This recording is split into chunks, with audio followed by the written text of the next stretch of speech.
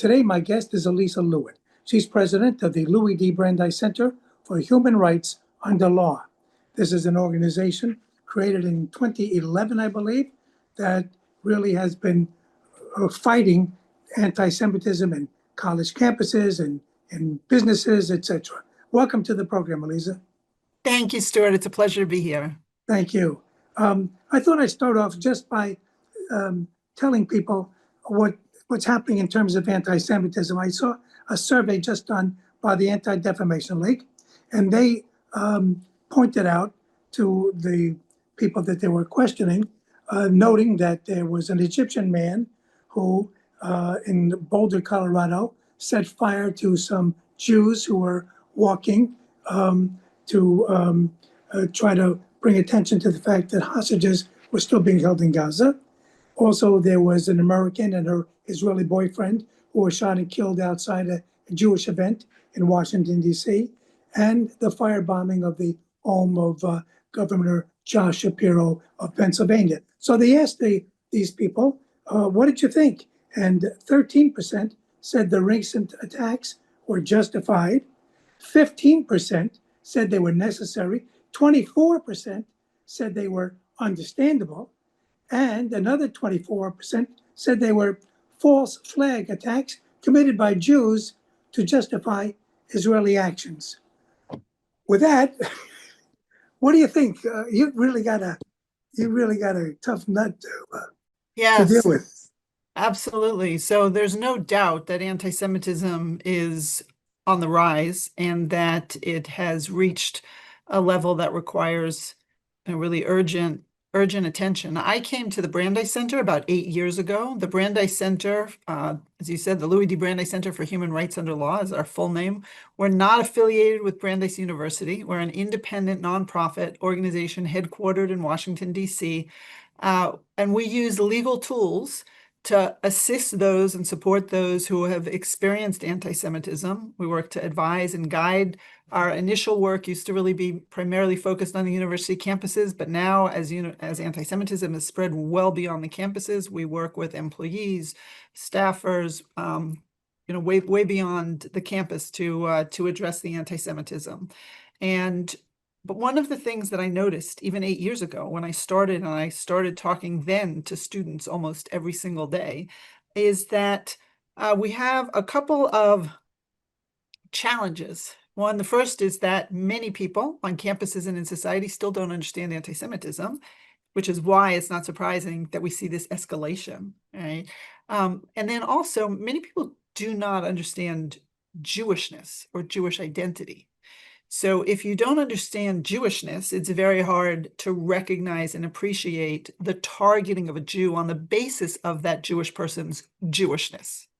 And in particular, when it was campuses, right, I realized that most campuses for years, and this is before even October 7th, 2023, they would look at Jews as just a faith, as just a religion. And so when they think about what the Jewish community needed, they would think, oh, well, maybe some students need kosher food. Maybe there are students who need a Yom Kippur accommodation. But they certainly were not thinking about Jews as a people, Jews as a group that have a shared ancestral heritage, a shared history that unites them, right? A shared ancestry or history that could become the basis upon which they are being targeted. And so what was happening already back on campuses way before October 7th was that you had groups that were determined to vilify Jews.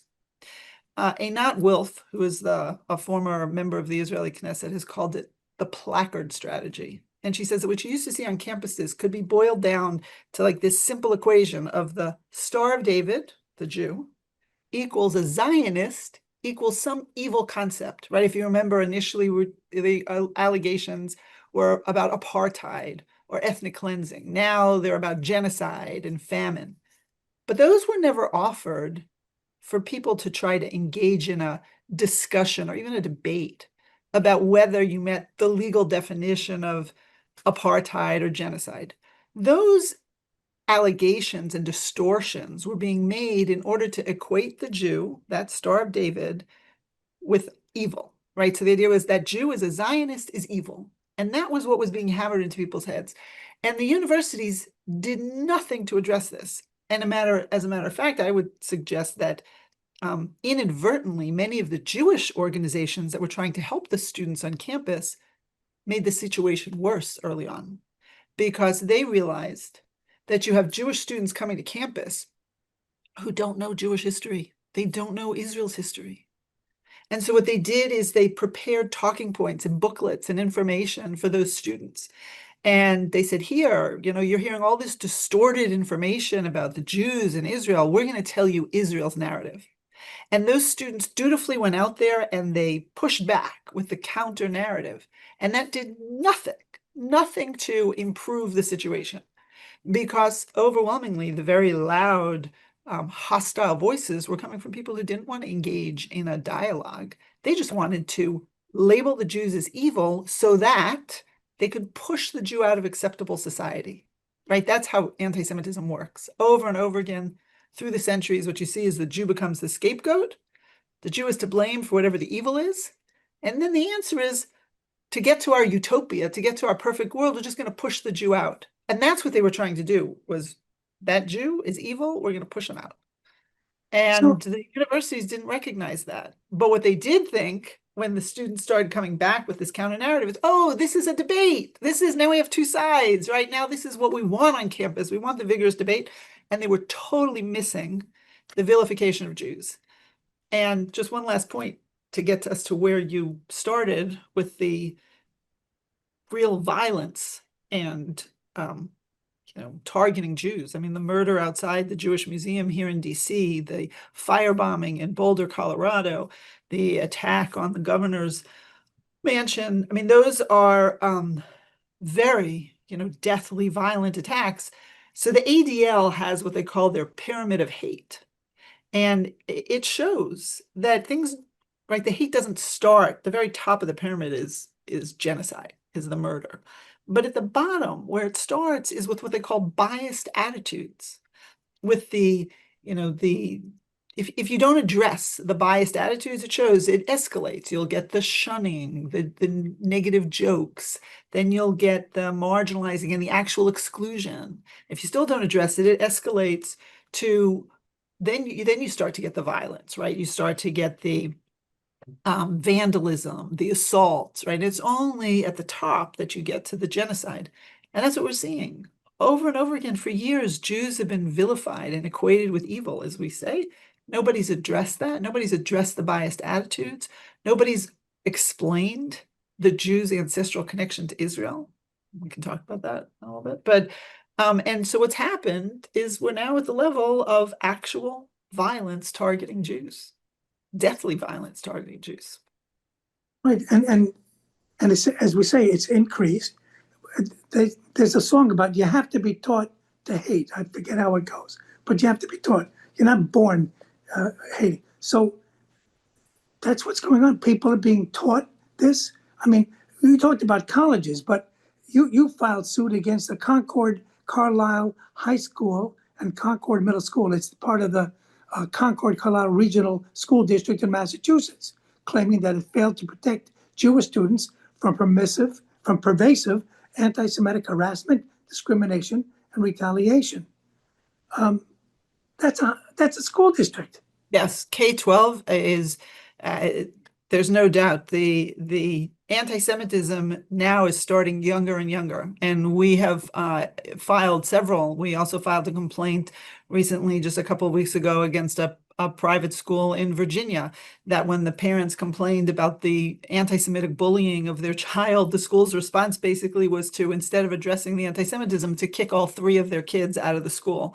It is the anti-Semitism in K through 12 is also becoming worse and worse. The teachers' unions are pushing the teachers of these public schools in K through 12 to incorporate very anti-Semitic and anti-Israel pieces in their curriculum.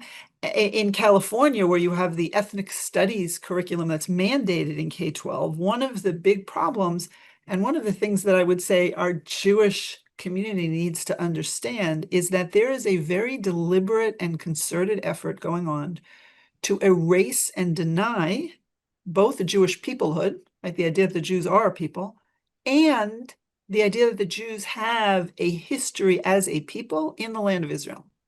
And that's significant for multiple reasons, right? This erasure and denial of Jewish history and heritage is not inadvertent. It is a strategy, and it is becoming pervasive. And the result is that courses are being taught not only in K-12 schools and in colleges, but the narrative that's essentially being promoted is this narrative. It's one that says everything that has ever happened in the Holy Land since creation, we're going all the way back, is Palestinian. They will say, yes, there may have been Jews or Christians or Muslims that lived in this land, but those are just faith-based religious identities. According to this narrative, the cultural ethnic identity of every human being that has ever lived in this land is Palestinian, including Jesus. That's how you get this idea that Jesus was a Palestinian, because the idea is that that was what his cultural ethnic identity is. But then this narrative goes further, because this narrative, there's now a term that some people may have heard, which they're calling anti-Palestinian racism. And they're defining the term anti-Palestinian racism so broadly as to encompass anything that challenges or provides a different, right, perspective than the one I just described. In other words, if there's a narrative that suggests that this is not the case, that it's not that the cultural ethnic identity of every person that ever lived in this land was Palestinian. So for example, if a Jew comes along and says, wait a minute, the Jews are not just a faith, we're defined by our peoplehood. And even though, right, an individual Jew may say, I personally may not be observant, right? That's what I've talked to many students who say, I didn't come from a religious home. Don't observe Shabbat or keep kosher, the students may tell me, but they'll tell me that they still feel very much a part of the Jewish people and that they view the history and heritage of their people as rooted in the land of Israel. That's the idea, that the Jews were actually indigenous to Judea, and that these students and others, right, believe that the Jews have a right as a people to self-determination in some borders of the Jewish people's ancestral homeland. That's what they believe. Today, if that's what you believe, if you believe that the Jews are a people indigenous to Judea, and as a people, they have a right to self-determination in some borders there, that brands you as a quote-unquote Zionist. You're treated as a pariah. You're told you're evil, right? Going back to the anti-Palestinian racism for a minute, the reason that they're trying to suggest then that the Zionists are evil, right? Because they'll say, we know the difference. This is how this narrative goes. They'll say, we know the difference between the Jew and the Zionist. They'll say the Jew is one who understands that Jews are just a faith. Jews are just a religion. The Zionists they accuse of stealing Palestinian history and heritage and calling it Jewish. So now they'll say, if you claim you're a Zionist, that makes you a racist, because somehow they say that by claiming your own history and heritage, you are somehow stealing the Palestinian history and heritage. That's the danger. And what Jews have to realize is that what is happening today is an attempt to totally erase our identity as Jews, our history and our heritage, to deny it ever happened, both to delegitimize Israel, to suggest that Israel has no right to exist, but also, I will suggest to you, to undermine the civil rights legal protections for Jews in the United States. And I can get to that and explain. Yeah, no, but what's interesting, you talked about teachers. Yes. There's the NEA, the National Education Association, right? Yes. Now, there was a California teacher named Jason Goldfisher, and he attended a meeting of the NEA, and he said, what I witnessed shook me to my core. 7,000 educators unanimously voted to honor Asian American and Pacific Islander Month and National Day of Black Educator, and they should. Then immediately debated whether Jewish American Heritage Month was even worth recognizing. Nearly half the room voted against it, including Jews in their inclusive vision, against recognizing a community that's faced thousands of years of persecution and is currently under attack globally. And he said, I saw people line up wearing keffiyehs, waving Palestinian flags, eager to speak against anything Jewish. Jewish educators from Oregon, Los Angeles, the Bay Area, Maryland, New Jersey, Illinois did not feel safe in their assigned sections and had to find other places to sit. There were tears, panic attacks, silent breakdowns, but also hugs, strength, and unshakable solidarity. And this is the same group, the NEA, that has just said that the ADL's materials can no longer be used in schools. Their programs on hate, etc. This is the NEA. Yes, this is part of the outrageous, erasive anti-Semitism that is eating away at our basic institutions, certainly our educational institutions, our unions, right? What is happening here is a very determined effort to erase and deny. Why would you not celebrate Jewish American Heritage Month? You would not celebrate Jewish American Heritage Month if you have decided the Jews are not an ethnicity, a culture with a shared ancestry. The Jews are only a religion. We don't need to recognize them the way we recognize other groups with shared ancestral or ethnic heritages, right? The Jews, they're not a people. It is part of the effort to deny our peoplehood and our shared history and our shared heritage.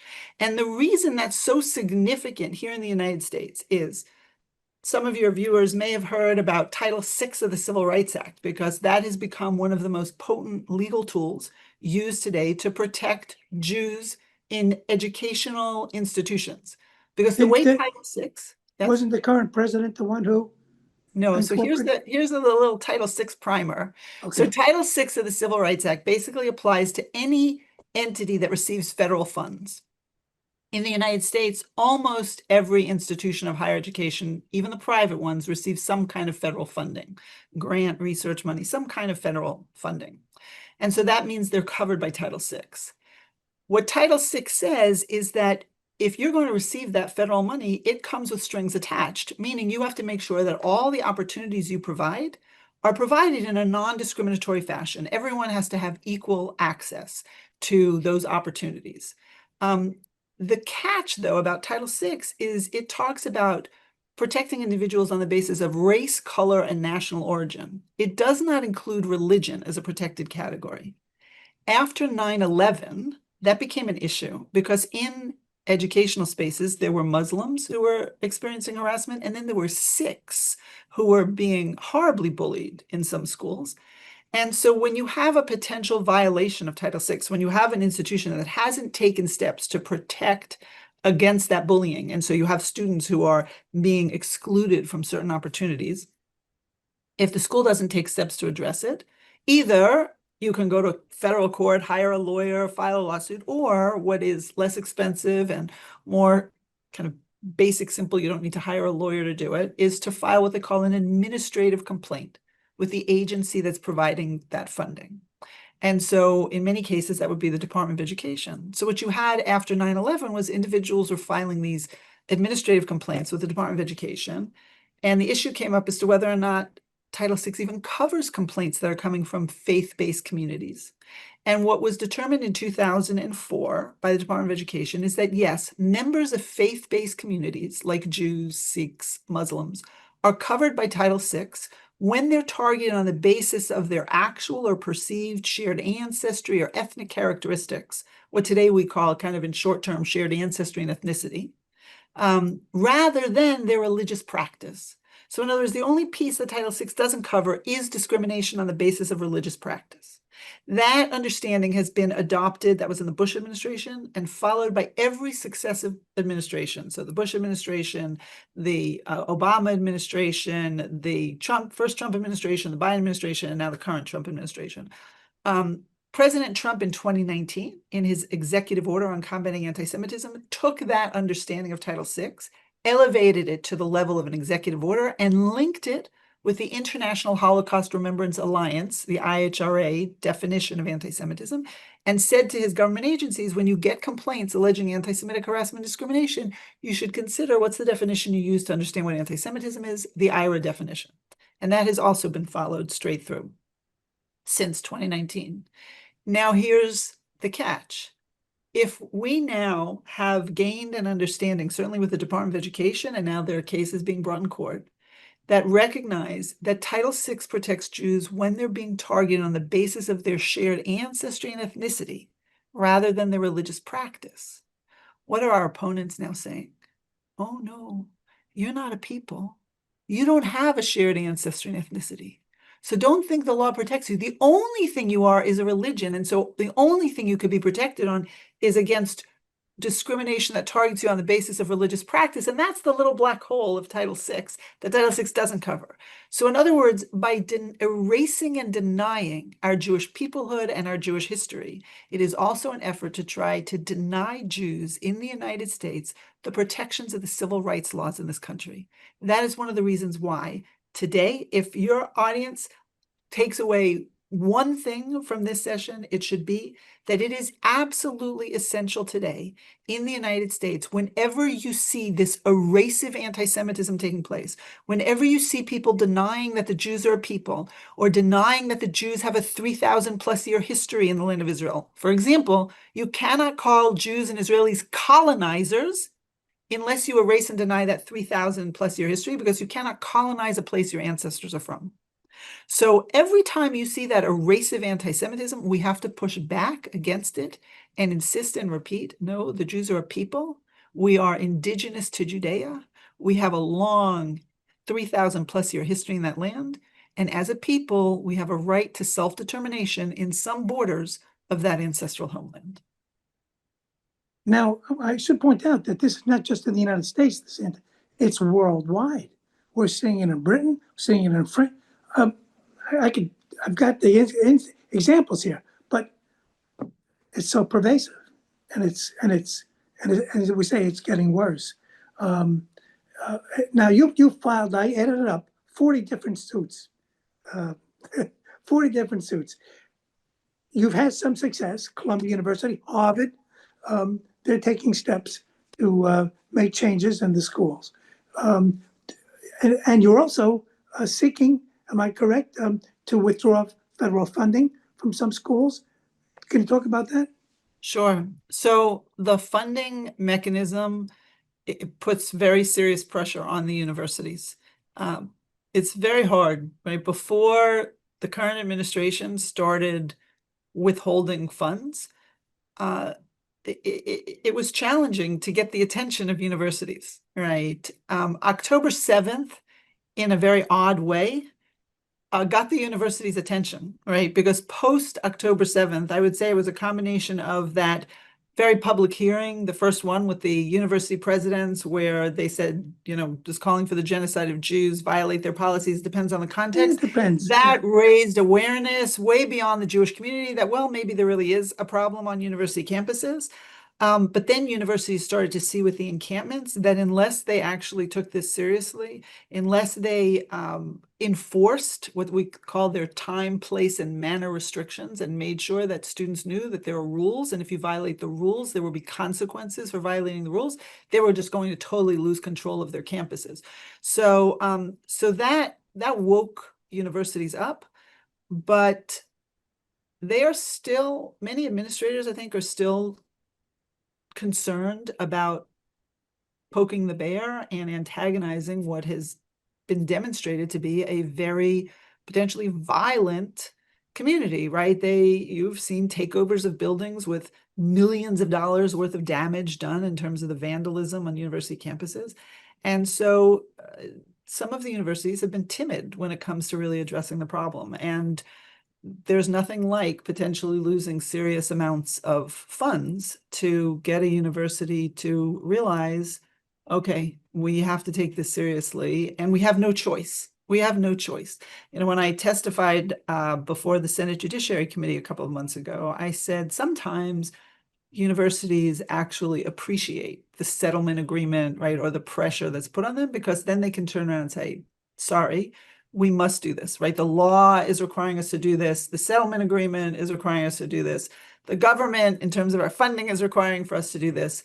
And so then they have to take the serious steps to actually make sure that they are not turning a blind eye, treating Jewish students differently by failing to recognize harassment and discrimination that is targeting them on the basis of their Jewishness, right? That's the key challenge today, is that university administrators, if any other group on campus is targeted, they, at a minimum, speak out and do what's necessary to try and protect that targeted community. But when it comes to the Jews, they say, oh no, we'll accept the masquerade, right, that those who are engaging in this are claiming, which is, oh, this has nothing to do with their Jewishness. This is just about free Israel, speech. right? Free It's just free speech. speech about Israel's policies, but it's not, right? Because the truth is, if Jewish students ask to try and have a conversation about the issues, overwhelmingly they are told by the other side, oh no, we don't talk to oppressors. It used to be anti-normalization was the line. We can't normalize relations with you. We won't talk to you. Over and over again, I have seen this, where when Jewish students or Zionists are being excluded, they'll want to have a conversation. They'll be told, no, we don't talk to Zionists. So there's no political debate taking place. This is the shunning, marginalizing, and excluding of Jews. And the university is going to have to start to address that, recognize it, and take steps to make sure it doesn't happen anymore. The 2 minutes we have left, you have never failed, right? It's just taking longer. Now, Colombia, as I said, is coming around. President Trump said $400 million is now he won't get, and Colombia is now coming. Harvard is coming. It's taking time, but they are coming around. Correct? I am the optimist, or I have hope, both because I do think that universities have started to recognize that Jews are not just defined by religious belief and religious practice, that we are people with a shared ancestry and a shared history rooted in the land of Israel. The Department of Education has recognized that, has seen this kind of anti-Semitism as a form of what they call national origin discrimination on the basis of shared ancestry. So I do think that schools are starting to recognize and understand that. We've provided them with that framework. I think the legal efforts are working. I think some of the pressure that's coming from the administration is certainly getting universities to notice. And quite frankly, I think the students on our campuses are remarkable. And so I see this as a moment where, even though it's been very challenging and difficult for our students, I have found that there's been an awakening on the part of the broader Jewish community, a revitalized sense of Jewish peoplehood. Jews, I feel, in the diaspora feel much more connected to one another and to Jews in Israel, which is enormous. And I think that what's happened is many Jews, as a result, have come closer into the Jewish community, and they're learning more about our Jewish history and our Jewish heritage and our Jewish ancestry, which is strengthening that Jewish community.